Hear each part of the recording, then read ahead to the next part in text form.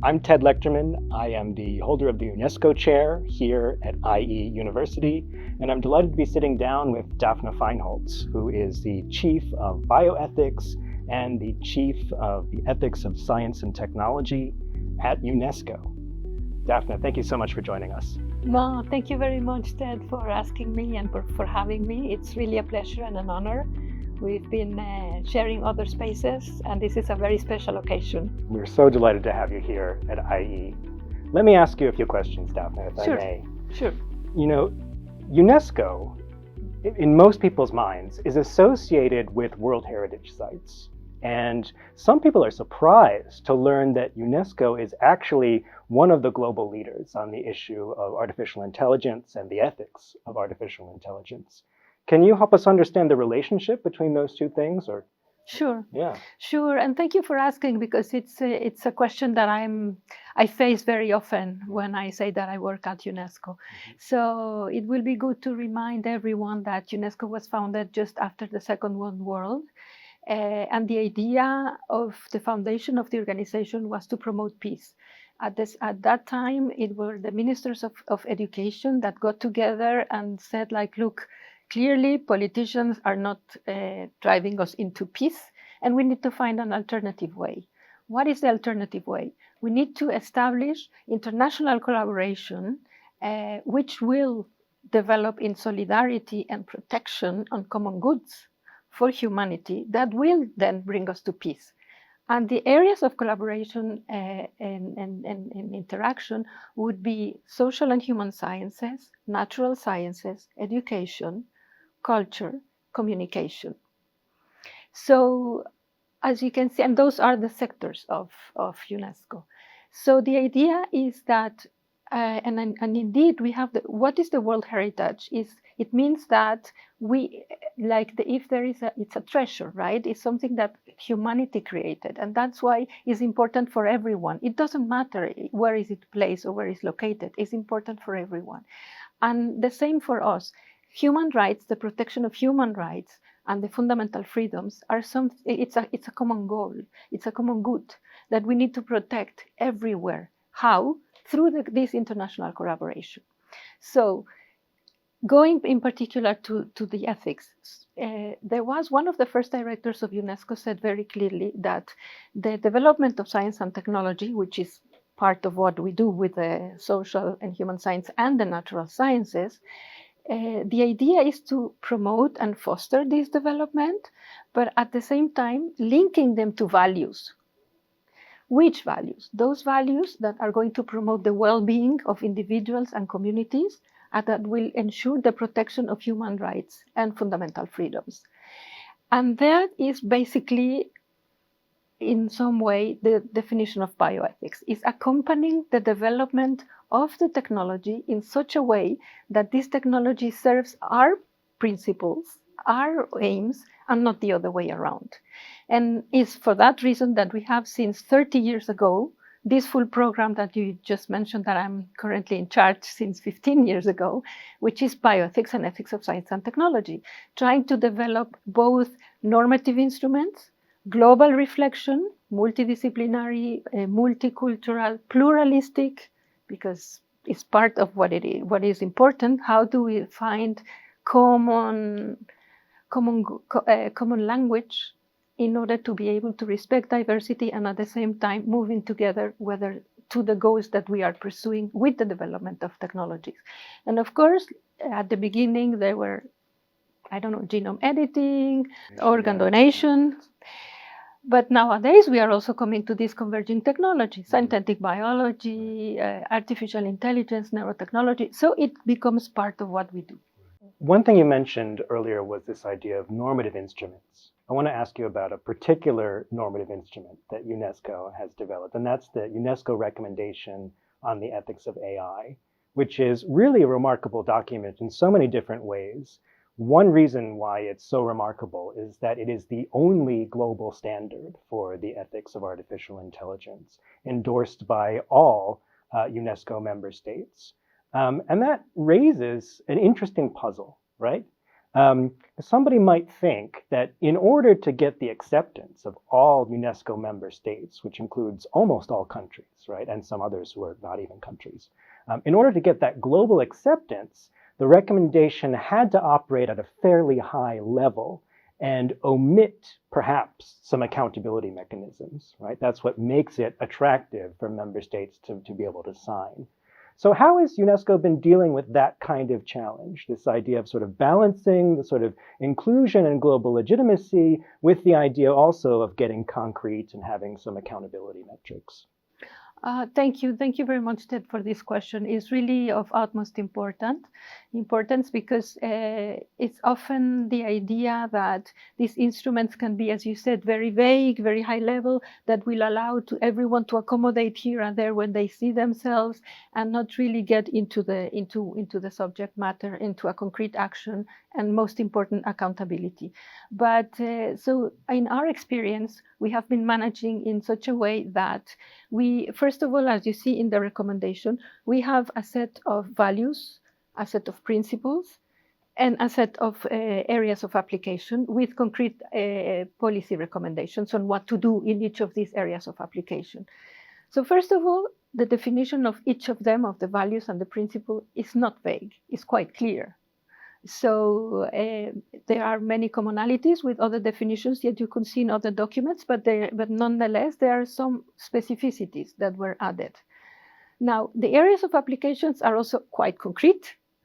And then what happens is that we didn't shy away at all from the accountability for many reasons. First of all, we are saying, and we put forward that the man, the human being, has to be responsible for any action and any consequence of any decision that any human being takes based on based on AI, meaning using AI as a tool to make this decision, be it a doctor, a judge, or in any area of application. But at the center, the human is responsible. For that in itself, it means some kind of accountability to humans. Also because we are not allowing legal personality to AI, another way of saying like, so where is the accountability?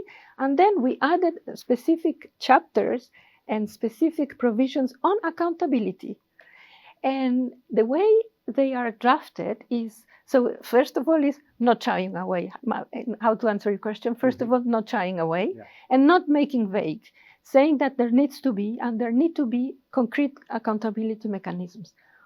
What we do have to do, as you say, in order also to accommodate the diversity, is that we cannot be so prescriptive in the way of giving very specific ways of how these mechanisms should work, because that really depends on the different legal ecosystems and different normative cosmos at the national level. But we provide with the framework and with the basic elements that need to be included for this accountability, and also to make sure that we can also remediate the damage. And those provisions are there. So that's the first part of my answer. That we don't shy away.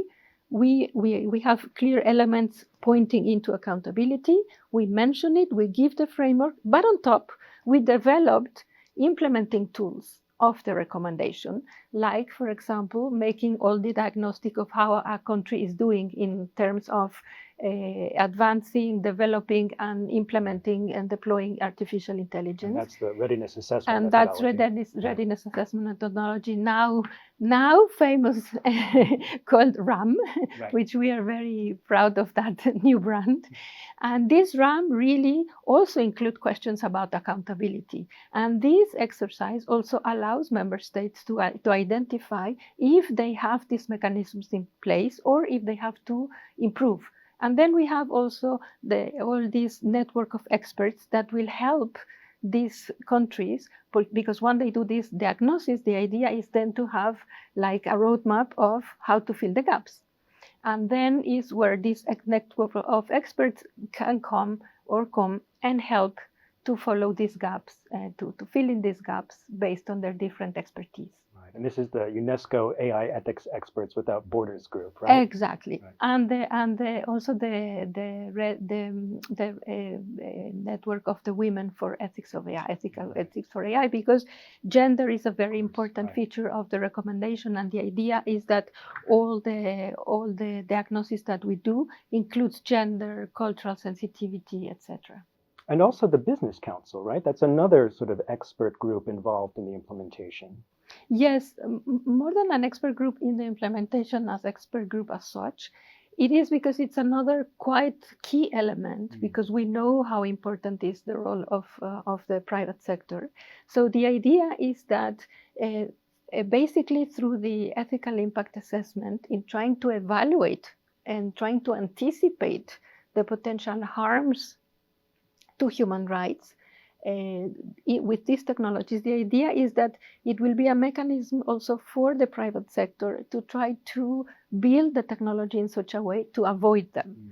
And so it's a great thing that we have this council that is willing to adopt this kind of this tool and also this methodology to try to advance, to anticipate, and then of course bringing together more and more companies, which is the case. This is what's happening, and this will we hope that this will create like a broader ecosystem. This ecosystem will be also enriched by the private sector together with the government, because in the RAM, on one hand, we are asking governments what kind of criteria for procurement, for example, or in the ethical assessment, there is also a part for the governments on the procurement. So if you to kind of close the buckle, no, if there is on one hand a government that says I will buy you if you comply with this, and then you have business saying I will comply with this and this because then they will buy me.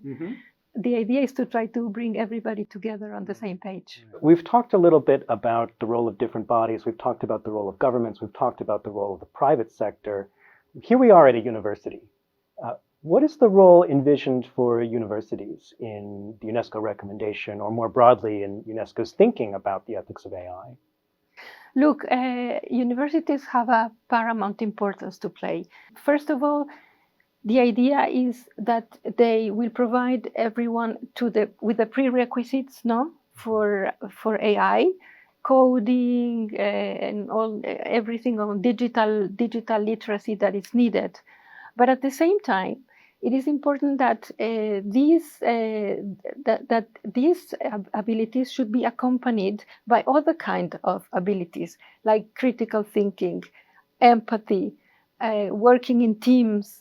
Because trying to think about the impact of these technologies, for example, in society, because if we only focus on the digital abilities, we are just going to perpetuate these people who are coding and thinking about how to develop technology without this. And then ethics will remain a second thought. And this cannot be the case. This needs to be embedded. I believe that universities have to prepare in all the technical and digital abilities, and at the same time in all what it means humanities. Humanities are so important, because otherwise we are forgetting. We're thinking, I think the role of universities is to keep this vision, this holistic vision of education and of the world and of culture.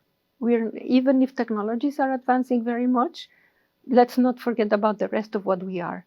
So we need to be excellent coders, excellent people in trying to produce this technology that is amazing and that can solve problems very quickly. But we also need to not to forget that we need to be citizens, that we have to listen to each other, that we have to help each other, that we have to feel compassion, that we have to be fair, and that we have to be critical with what we read. In what we see. Well, as a philosophy professor, you won't get any objections from me on this point. But I do want to ask you actually a little bit more about the science and technology angle. Right? One of the things that's so interesting and potentially so dangerous about artificial intelligence is that it moves so quickly. The science and technology are evolving so rapidly, so profoundly. How can our normative instruments and even the educational work that we're doing in universities keep up with the rapid pace of change? Yeah, well, that's always a challenge indeed. But I believe that, and the answer is really also in the recommendation when it says the cognitive AI should be developed, but not in the detriment of cognitive or the cognitive abilities of students. And I think now, for example, all these issues about the AI, on dependent on the AI dialogue systems and the language models, etc., etc. What they are doing is that they are diminishing the creativity. They are diminishing the possibility to to articulate your ideas, to develop them. Sure. And what we are doing is, and that's why I believe one way of keeping up with is not to allow that these technologies will intrude what it should be always there. For example, there are a lot in research. There is a lot happening that researchers are saying, like, I mean, I don't need a PhD student to do all this literature review and stuff like that because, ChatGPT makes it like this. Yeah. You are starting to see recognitions, citations, which is against definitely the UNESCO recommendation in the sense that we don't provide with legal personality. Right. But also imagine what you're doing, not only going into possible plagiarism, but also this student, you are depriving generations of students that will not be trained in doing research, being critical about what they do, about reading, comparing themselves what is in the literature. So when they will be in a position afterwards, what will they be doing? Yeah. So that's one of the things. The other thing I believe is that we need to catch up in including more ethics in the curricula. I think ethics has been very present in the biomedical areas, but it is not so present in, for example, if you speak about engineering, computer language, or you don't speak about research. I think including research, including the fact that there is an impact of what we do, including the research part and thinking about what about since the research project, as we do with anything else. If you have to develop a drug, well, or even if you have to develop a device that will be used, for example, in medicine, you have to do a research and you have to comply with some ethics. And I think that's another way of keeping up. It's like, no, let's include this critical. Again, it's a critical thinking, but it's also an ethical thinking that we need to include, which is absent. And I think this is why this difference in the past, bioethics and ethics of science and technology were kind of apart, because one was like very theoretical and the other was very applied.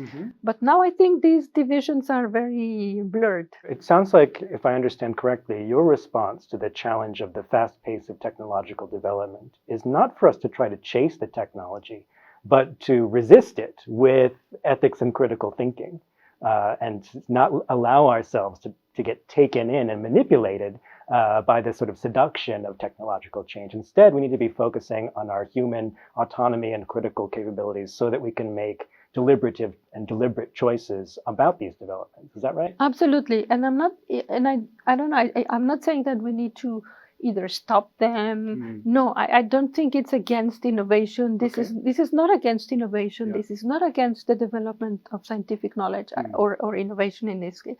I think that's wrong.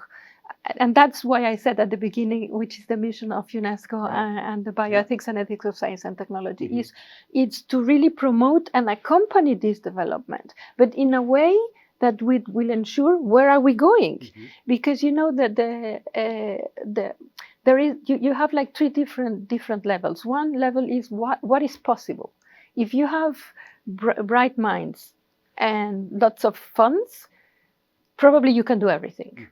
But then there is another level. It's like, what for? Right. Why are we doing this? Yeah. To achieve what? Yeah. To benefit whom? To solve what? Is this the best solution? And then who is going to answer that question? There's not only one person or only one group of society that should answer, right? So this is why you need this multidisciplinary, multicultural, and plural debate. And then you have to get to some common basis. And then, if needed, then you go to legislation. Okay, these agreements that we socially have agreed, we need to protect them by some law. But so it's not about stopping it. We don't have to resist it, but just we have to make sure that we are on top. And I think that we should not, that's a personal opinion, that we should not have this surrender to the idea that if this is technological, is good, or is perfect, or is unique. Yeah. Because technology is not neutral either. Right. Right. So it's us, and if we forget about us, then all this people are scared that technology will take over. Yeah, if we let it.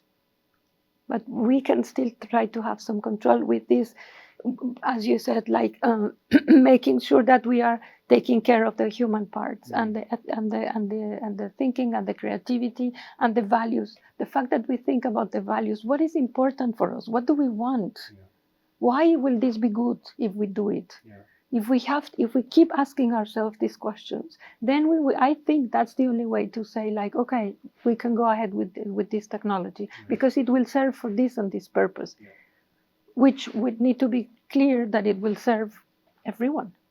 The connection to bioethics has come up a few times in our conversation. I want to address that head on now. Your background is in bioethics, right? That's where you got your start, and you still, of course, have a tremendous amount of responsibility at UNESCO for bioethics. And the question is, how can our understanding of bioethics, which is focused on, I guess this is a reduction, but focused on the ethics of biological life, help us understand the ethics of artificial life? Are there sort of important similarities, or are they too far apart? What's the use of bioethical tools and knowledge? They are not that far apart because, first of all, the definition of bioethics is so wide and so different. But it's not necessarily on biological. It is more about the impact of technology on life, be it human life or environment, for example. So in that sense, AI is part of it, right? So it's not that difficult, that different. Yeah. So I think, in fact, bioethics is a great source of inspiration. Many of the things that I just told you are, in fact, bioethics. The fact, first of all, the most important issue in bioethics is, what is the most important question here? Right. Sometimes, and I give you an example from bioethics. When I was working in Mexico with doctors, we went to the medicine school, and we asked them, do you have ethical dilemmas? And they were like, no. No, we don't. Oh, wow, great. Must be the only hospital in the world that has exactly. And we were like, do you have encountered any patient that is a Jehovah Witness and that does not accept a blood transfusion, and this patient might die during the surgery? Oh, yes, of course. And then they started to speak. Don't you think this is a dilemma? Because you have an obligation on one hand to save the life of the patient, and on the other hand, to respect the autonomy. Because if this person has good reasons to explain why he or she is refusing and understands, and if you really also cherish freedom, and freedom of the people of autonomy and to decide, then don't you think you have a conflict here? Because there are two things that are important that you have to. And then they're like, no, if that is an ethics dilemma, and then they started with a list.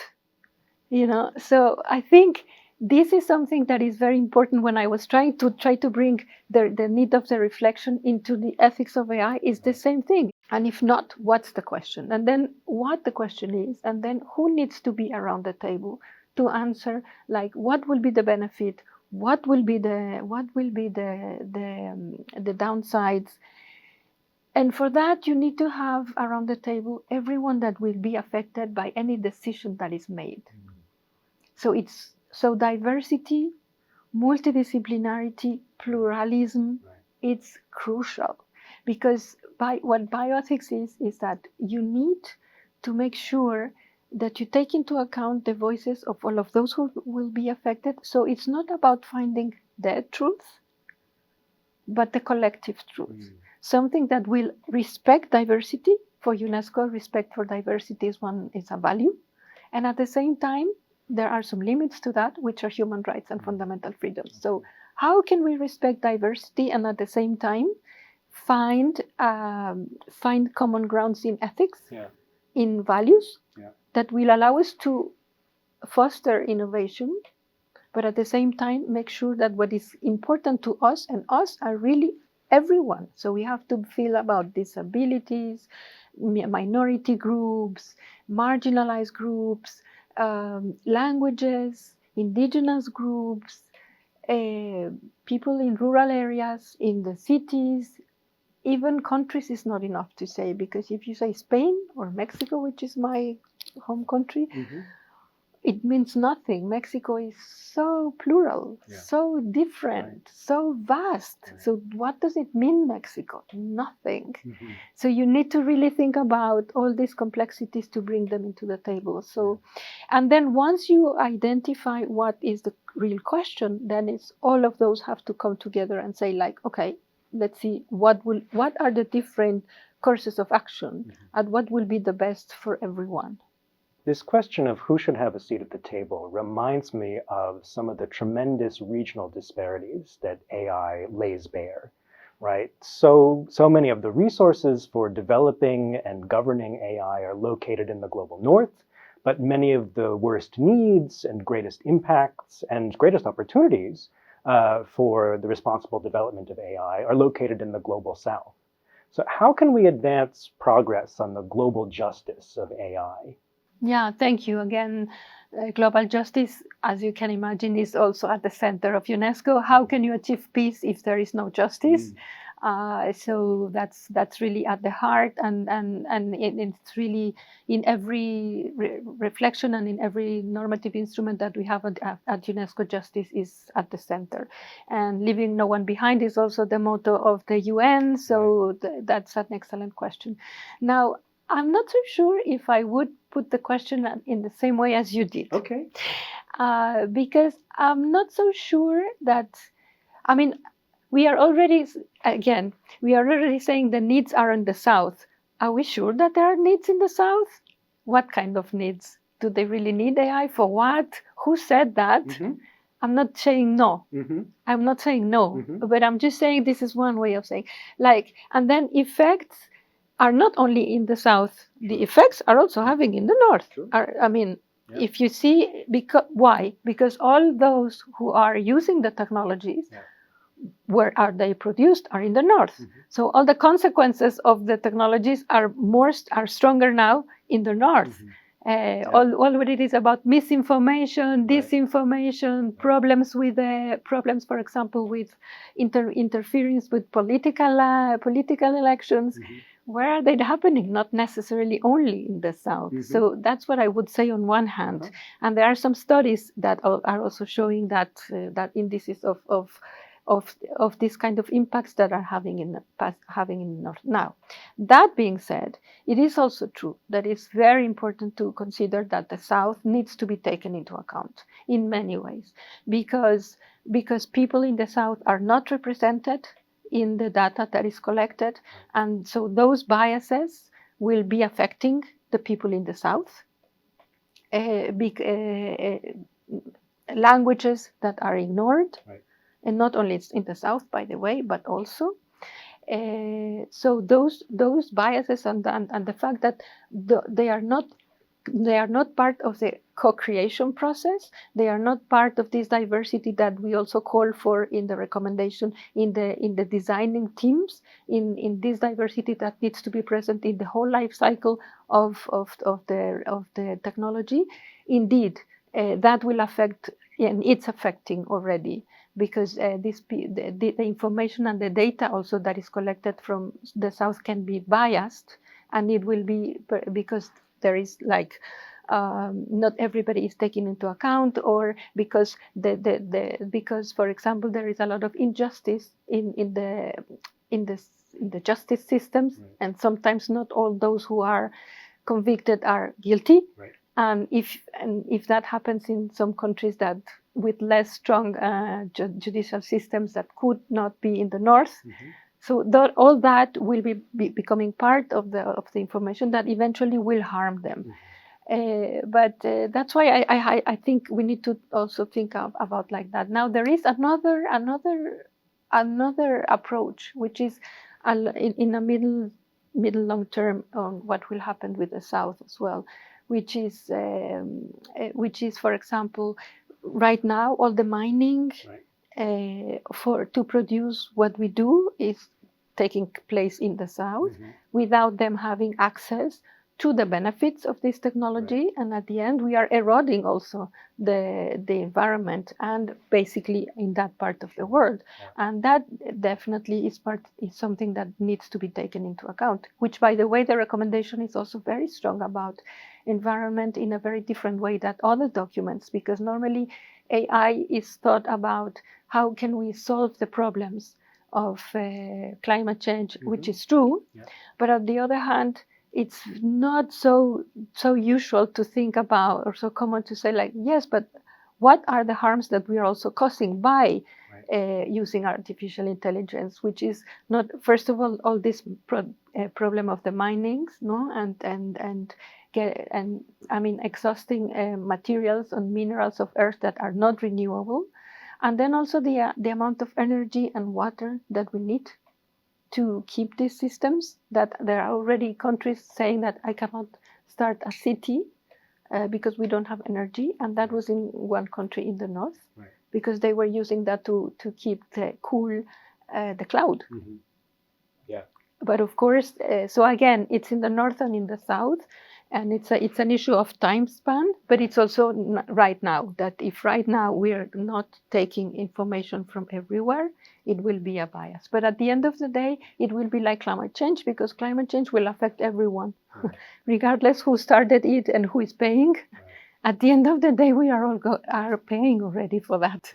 It sounds like artificial intelligence lays bare all sorts of different disparities between regions, over time, and these are all the kinds of things that UNESCO is trying to work on in conversation with its many expert groups and partners. And the recommendation itself was an excellent sort of starting point for the conversation, but there's so much work to be doing, isn't there? Exactly. And in fact, we have other two, I think, because we started, already we started this conversation, as you say, already when we did all these consultations before the final document was drafted, and that already starts the conversation in regions. But then now that we are conducting the RAMs, then we are also having other opportunities to have important conversations, which are the global forum for ethics of AI, which takes place once a year and brings together all the different stakeholders, private sector, the governments who have been running the RAMs, the experts that have been running them, the civil society. I think we were together in one of them in Slovenia, and it was a pleasure because we were in the same, I was coordinating that one. And so as you saw, it's a very important place to exchange practices also, and to learn from each other. And then, as you also know, then we have the global observatory, because all this information is then also kept in the global observatory to make sure that this knowledge is available also to others, so they can also be benefiting for knowledge, which is another value that we cherish. So many tools, so many opportunities for hope, despite the many challenges that we face. I think we have to leave it there. Dafna Feinholz, thank you so much for joining me today. Thank you. Thank you very much for the invitation.